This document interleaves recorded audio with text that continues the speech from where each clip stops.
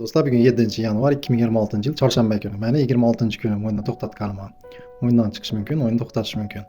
26 kun mobaynimda menda nima o'zgarishlar bo'ldi? To'g'ri, o'yinni ong ostimdan, fikrimdan chiqardim.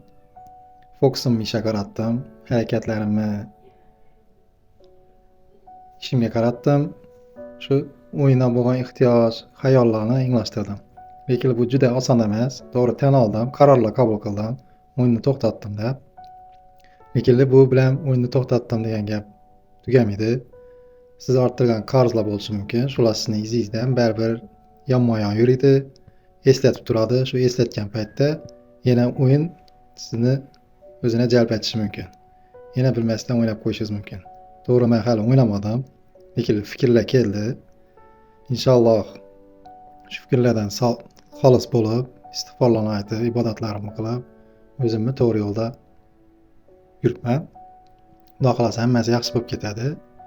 Agar kimda kim shu o'yinda bo'lsa, qiynalib yurgan bo'lsa, kommentariyalarda yozinglar.